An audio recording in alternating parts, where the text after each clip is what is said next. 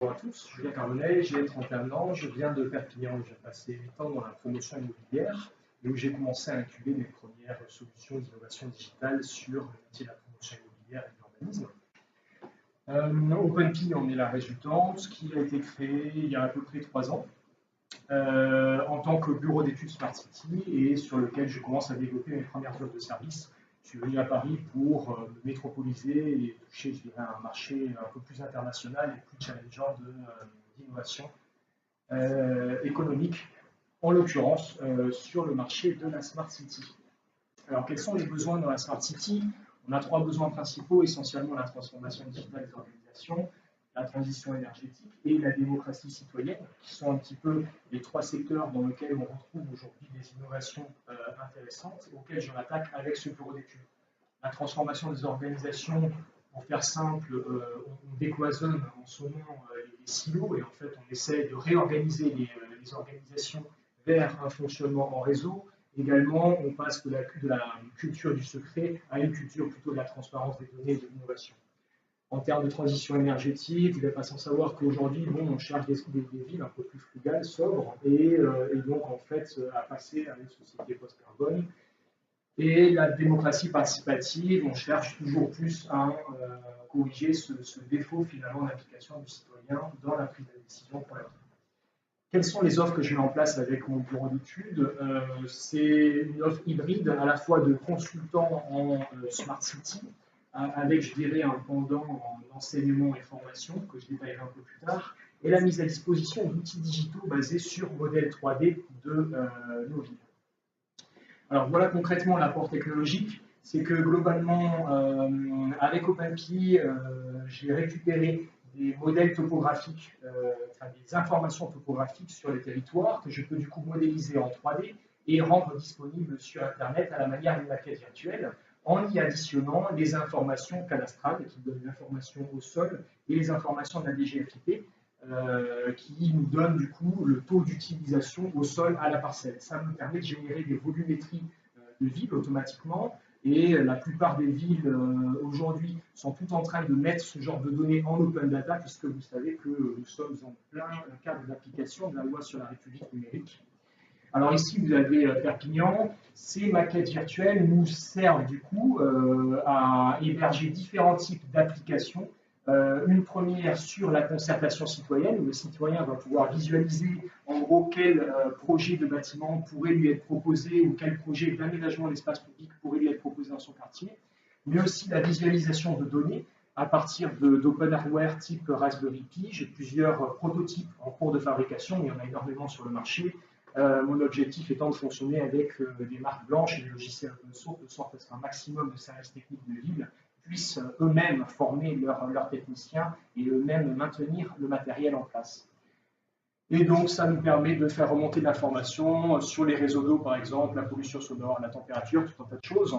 Et l'étape ultime, qui elle n'est pas encore produite actuellement par mon bureau d'études, mais que je vise, c'est de greffer une intelligence artificielle sur cette remontée de données pour faire de la comparaison ville par ville et pouvoir produire du coup des modèles prédictifs sur les villes de sorte à engager des réactions de la ville par les services publics pour éviter ou aller au contraire vers tel et tel scénario de la ville probable en fonction des données récupérées en temps réel. Le marché ciblé, c'est le marché de la Smart City. Alors, Le Monde, en gros, parlait en avril 2017 de 1400 milliards de dollars pour 2020. Il y a 3 marchés sous-jacents. C'est le marché du recours des tiers, qui concerne quand même aujourd'hui un tiers de la production nationale de logements, ce qui participe à l'inflation immobilière. Le marché des civic tech, 6,4 milliards de dollars en 2015, et le marché de la réalité virtuelle a augmenté 3,5 milliards de dollars en 2018, selon CCS Insights en 2015. Les partenaires clés sont l'État et les collectivités, les structures d'enseignement, les acteurs non lucratifs comme les think tanks, les fondations, notamment pour la veille informative, et puis les entreprises du numérique par l'intermédiaire des écosystèmes de start-up et des grosses entreprises qui, elles, vont déléguer plutôt aux petites entreprises l'agilité de leur développement technologique. La clientèle ciblée, donc plutôt les autorités publiques nationales, les collectivités locales ou des concessionnaires de réseaux et de services qui ont en gestion l'eau, l'énergie, le transport ou la gestion des déchets dans nos villes. Comment gagner de l'argent? Alors, j'ai trois entrées en fait dans mon business model. La formation et l'intervention professionnelle en Smart City. Puis je facture à peu près aux écoles et aux universités 70 € hors taxe par heure. J'interviens actuellement dans une école sur Paris. Je viens d'arriver, je le faisais déjà à Perpignan. Mission de consultant spécialisé à assistance à maîtrise d'ouvrage. On est là à peu près au tarif de 1 000 € par jour. L'objectif entre 2018 et 2019, c'est de monter de 50 journées par an à 120 journées par an, ce qui est faisable pour un consultant indépendant. Et donc, ça va être des missions du style rédaction d'un cahier des charges d'objets connectés pour l'espace public ou identifier une bonne stratégie de concertation citoyenne. En programmation informatique, on est sur des budgets un peu plus importants, comme par exemple pour le déploiement de notre chatbot auprès des mairies pour l'ouverture d'un nouvel espace public. Et on est là, je vise des missions qui sont en dessous de 25 000 € pour rentrer en dessous des appels publics à concurrence. L'analyse de la concurrence, plusieurs sociétés sont positionnées, on est très nombreux à s'attaquer à ce problème, mais globalement, Bionatics, ForCity et Virtual City sont les trois gros qui sortent entre un demi-million d'euros et 2 millions d'euros sur ces marchés-là. Et le marché est loin d'être saturé, puisqu'en fait, on est sur de nouvelles offres qui arrivent et qu'il y a tout un tas de gens d'intérêt. Mon avantage concurrentiel, c'est principalement mon double parcours dans la promotion immobilière et l'innovation digitale, et une expérience dans l'enseignement et la formation. Et le fait également de bosser essentiellement sur des outils en open source avec une transversalité entre acteurs de l'urbanisme, démocratie et promoteurs immobiliers. Pourquoi intégrer l'incubateur Impulse Lab? Essentiellement pour la concentration de la clientèle, c'est-à-dire qu'on va avoir ici des gens qui connaissent déjà les problématiques auxquelles je m'appelle et auxquelles je m'attaque et qui vont pouvoir me donner un feedback et accès à un networking facile. Et également le co-développement avec des startups de l'écosystème. Voilà un récapitulatif. J'ai accéléré sur certains sujets. Je suis libre pour vos questions. Merci de m'avoir écouté.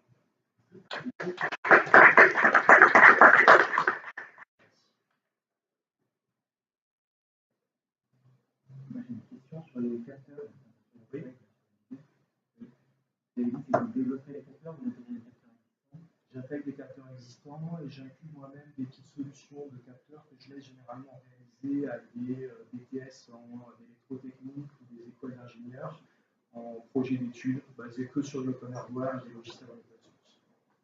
Et quel réseau vous utilisez pour faire Sigfox. Ce serait faisable pour. En fait, on pourrait utiliser d'autres réseaux pour des données un peu plus importantes, mais aujourd'hui, Sigfox me paraît le mieux puisqu'il y a une bonne couverture internationale et qui n'est pas très cher. En fait. Et donc, vous avez fait pour Perpignan, là, c'est vous qui avez développé ou non, en fait, moi, je suis effectivement le boss, entre guillemets. Maintenant, j'embauche à la demande des ingénieurs, en l'occurrence d'un ingénieur spécialisé en SID. J'embauche comme ça à la demande. Il n'y a pas de plateforme de logiciel existant? Non, c'est des logiciels là aussi hors de toute licence. C'est plus un assemblage de technologies libres en fait. Et puis du coup, on utilise pour générer ces modèles 3D. Qui pourraient potentiellement se répliquer un petit peu partout dans le monde. Et en l'occurrence en France, là, il y a 25 grandes villes qui ont ouvert ce type d'information en open data. Paris en fait partie, bien sûr. Vous avez les autres grandes villes françaises.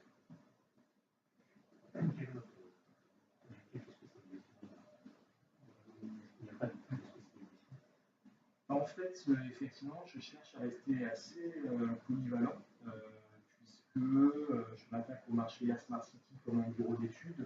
J'ai passé 28 ans dans la promotion immobilière traditionnelle et je vois bien la façon dont ils travaillent.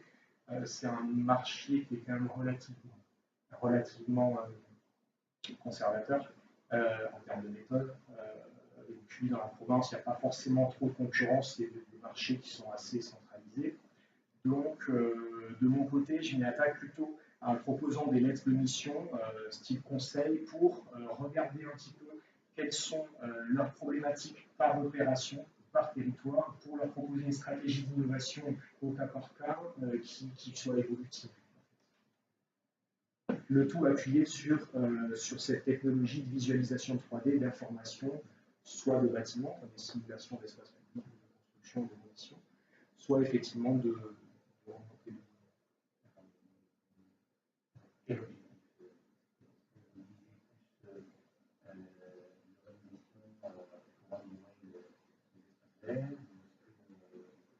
Alors, effectivement, j'ai passé pas mal de temps avec les urbanistes des groupes, des projets, des associations.